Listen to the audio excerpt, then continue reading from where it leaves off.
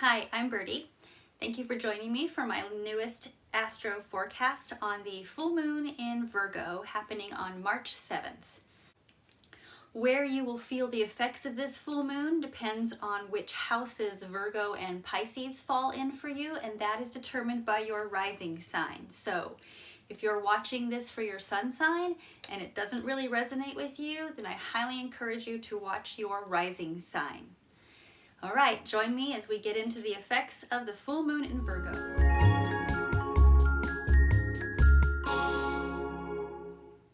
Hello, Aquarius rising. Thank you for joining me for this video. Today we're going to be discussing the full moon in Virgo coming up on March 7th. So for you, Aquarius, this is happening in your 8th house and your 2nd house. The 8th house is the house of self-transformation, of intimate merging with another person, as well as sharing resources with that person. It's also a metaphorical death and rebirth, a transformative energy like a phoenix. The 2nd house is your house of values, of self-worth, of material possessions, your financial situation. It is resources that you've earned yourself. So these two houses are affected by this full moon. So we have the moon, which is represented by the high priestess. This is the energy of intuition, inner wisdom, and spirituality. So the moon is over here in your 8th house. Then we have the sun, which is bringing in the energy of vitality, creativity, and joy. This is opposing the moon. It's in your 2nd house. So when we have opposing energies like this, the sun and the moon opposing, it creates tension like a rubber band being pulled apart. It is two conflicting ideas and you are wanting to go in both directions. If you pull too hard, you're going to break the rubber band. So the idea is to find balance, enough balance to where everybody has the right amount of tension. So joining sun over here in your 2nd house, we also have Mercury, or the magician. This is the energy of manifestation, action, and communication. Mercury has all the tools here, all 4 elements, earth, air, fire, and water, which enables Mercury to not only be the messenger between all the worlds and all the elements, but it is also the manifester and the magician. Mercury gets things done. So we have Mercury joining this party over here in Pisces. Then we have Neptune. Neptune is the hanged man, and Neptune is the energy of surrendering, letting go, and spiritual growth.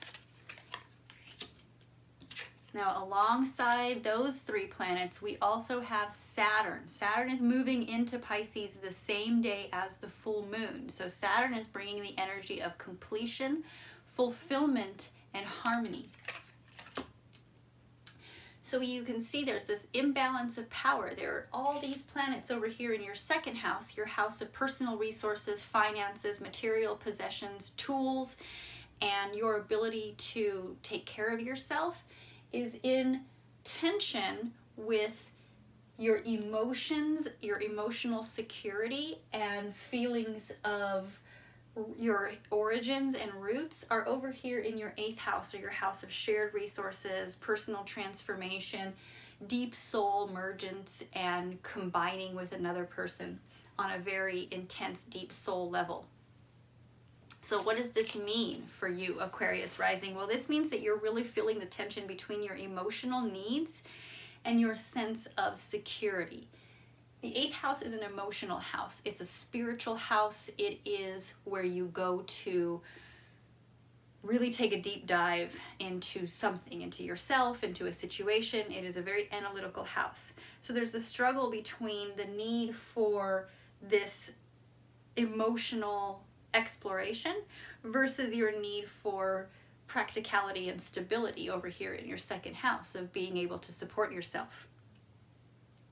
This is a struggle to find balance for your desire for control and your need for transformation and change. So you want to maintain this financial situation you have here, but at the same time, you're needing to make some major changes in your life, and that may involve releasing or letting go of some of those shared resources.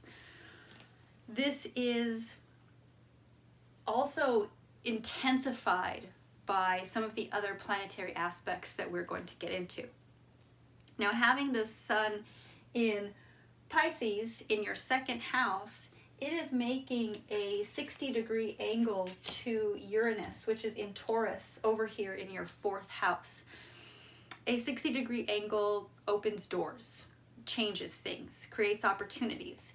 So what's happening here is you are having some unexpected changes in your finances and in your material possessions, in your material world. This is forcing you to apply some innovative solutions to these financial challenges and to adapt to new circumstances. Now, the moon over here in Virgo in your 8th house is also making an aspect to Uranus. This is 120 degrees away, so that's a trine.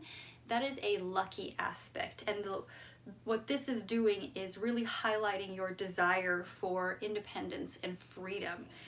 You are seeking new ways to express your individuality and to break free from limiting patterns and from old habits that aren't serving you, that are no longer serving this financial stability situation.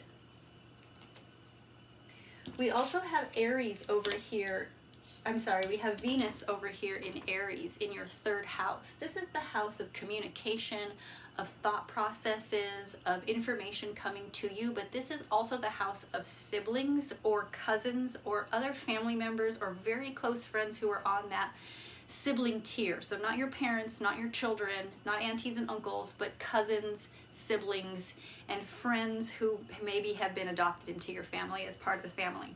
I know in my family we have a few of those. Okay, so this Venus over here is making an aspect to Mars. Mars is the tower. This is the energy of crisis and upheaval and revelation. Now, Mars is over here in your 5th house, the house of play, romance, creativity, and children. It is making a 60-degree angle to Venus. So that's creating another opportunity. That is a sextile. So what that's doing, it's creating opportunity for romantic and creative expression. You're feeling this Mars surge of energy. It's coming out as passion and inspiration that's fueling your artistic endeavors and your romantic pursuits. Now, Venus is not alone over here in the 3rd house. Venus is joined by Jupiter. Jupiter is the wheel of fortune. This is the energy of cycles, of changes and destiny. So with Jupiter over here in your 3rd house, this is amplifying this passion that you are already feeling from Mars over here in your 5th house. This is bringing abundance and good fortune to your social interactions and your creative pursuits. Now, lastly, this Mars over here in your 5th house, in your house of play and romance and fun and recreation and children, also making babies, this is making a challenging aspect to Neptune over here in your 2nd house. It's 90 degrees away, so that's making a square aspect, which can be challenging. It can create an obstacle. It can create tension and conflict. So what that's saying here is you're probably feeling a little bit of confusion and uncertainty when it comes to communication and decision making, especially when it comes to your ability to be self-sufficient, your finances. You've got this communication situation, this abundant situation going on with Venus and with Jupiter in the 3rd house. So this is creating a little bit of confusion and you're struggling to find clarity and focus. You may need to take really extra caution, take extra care when communicating with people, with siblings, especially siblings, cousins, people on that tier, because there is potential for misunderstanding if you do not communicate in a clear and precise way. Okay, Aquarius rising, that's all I have for you today. Thank you for watching, and I'll see you in the next video.